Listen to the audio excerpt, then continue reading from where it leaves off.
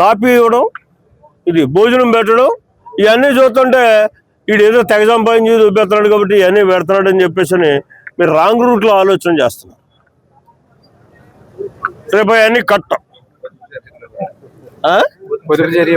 పొదుపు చర్యలో భాగంగా ఏదో అట్టేది ఎంత అన్యాయం అండి అది. రాజకీయ నాయకుడు మాట్లాడాడంటే ఆ రాజకీయ స్వార్థం కోసం మాట్లాడతారు. 1,58,00,000 రూపాయలు ఖర్చు పెట్టి తిరుపతి దేవస్థానానికి గడి పంపాను. సింహాచలం దేవస్థానానికి వేళ వెళ్తాను. రేపు జమాఖత్ చెప్పబోతున్నాను మీ అందరికీ, ప్రజలకి. మొన్న శ్రీపీఠానికి వెళ్ళింది, నిన్న అన్నవరం వెళ్ళింది, అటు మొన్న మన ఆయన చాగంటి కోటేశ్వరరావుకి వెళ్ళింది. ఎక్కడ మన దగ్గర పవిత్రమైనటువంటి గోశాలలు ఉన్నాయో, కేవలం ఒక పవిత్రతతోటి మంచి ఆలోచనతోటి గోశాలను నిర్వహిస్తున్నారో ఆ గోశాలన్నిటికీ కూడా వీలున్నంత వరకు నేను గడ్డి సమీకరించి పంపించడం జరిగింది. ఏదో దాన్ని నేను పోగేసి అమ్మేసుకున్నట్టు. వాడికి మనసు ఎలాగొచ్చిందో, మనస్సాక్షి ఎక్కడ పోందో నాకు అర్థం కావట్లే. మళ్ళీ టీవీలో అది ఒక గంట అరగంట ప్రచారం ఎందుకు? బొక్క టైం బొక్క దానికి. దేశం పడిపెట్టి ఏలేస్తున్నానట్టు, దోషేస్తున్నానట్టు నేను.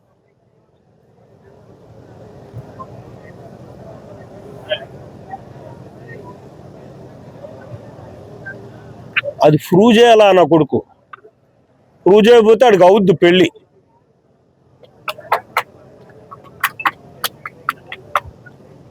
బుర్రలోపడం కాదు, ఖచ్చితంగా ప్రూవ్ చేయాలి.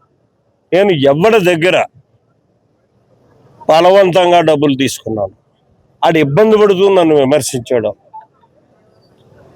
మా కార్యకర్తల్లోనే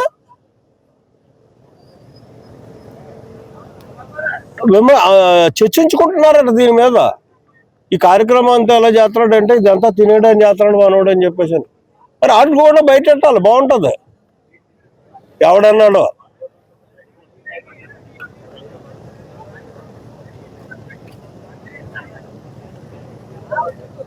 $52 కోట్లలో కూడా 2 కోట్లు తినేసానని చెప్పండి. రేపు మీ దగ్గర గొట్టాలు ఉన్నాయి కదా,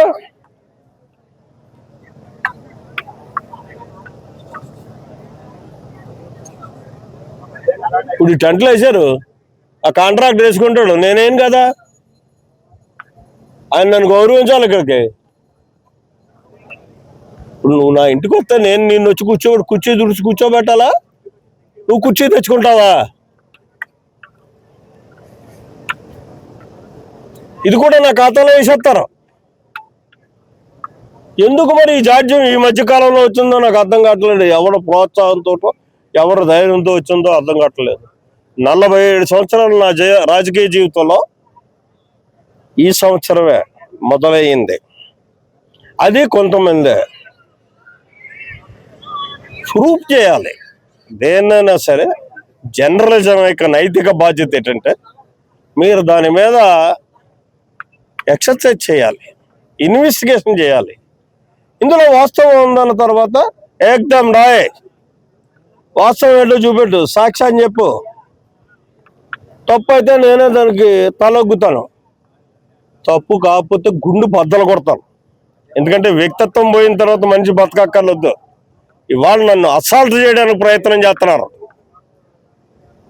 అది ఎందుకు చేస్తున్నారో తెలుసు, ఎవరు చేయించున్నారో తెలుసు.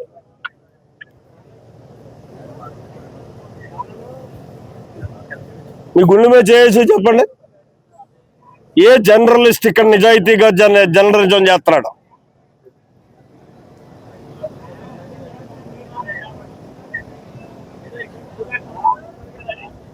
అది చేసే అవకాశం మీకు మీ యాజమాన్యం ఇవ్వట్లే. మీరు చేసి ఇంకోటి తప్పని పోతాను నేను అన్నా. నా పాలికాపడికి నేను జీతం ఎత్తే నా దగ్గర దొంగతనం ఎందుకు చేస్తాడు? అడిగి సరిపడా జీతం ఎత్తే పోతే దొంగతనం చేస్తాడు. అదే వ్యవస్థ అలా తయారైన జర్నలిజం వ్యవస్థ. అయితే దానికోసం మీరు తప్పుడు రాతలు రాసేసి తప్పుడు ప్రచారాలు చేసేసి మిమ్మల్ని వెనకాలకు ప్యాకేసుకుని మీ చేతుల్లో ఏదో పెడతానని మాత్రం బెంపడక్కర్లేదు. ముడ్లించుకోండి, నేను ఇంటింటికి పోతాను. రేపు నిన్న ఏదైతే చెప్పారో దానికి సమాధానాన్ని తయారు చేసి ప్రతి ఇంటింటికి ఇస్తాను. అందులో కాదన్న నా కొడుకు ఎవడు వస్తాడు, వచ్చి చూపెడతాడు దాన్ని. సిఎస్ఆర్ ఫండ్స్ నుంచి కలెక్టర్ గారు ఇప్పుడు అది చెప్పడం జరిగింది మా ఎస్సీ గారికి. దానికి సంబంధించిన రిపోర్ట్ పంపించండి, నేను చూస్తానన్నా చేస్తానన్నా చేయించి తీరుతాను. ఇంక అందులో అడ్డు ఏం లేదు. ఒకవేళ చేయలేదనుకోండి నేను చేసేస్తాను. కొంతమంది అది కూడా విమర్శిస్తున్నారు. మంచి పని కూడా పాపం ఎక్కడ మీ ప్రెస్ వాళ్ళు కూడానే.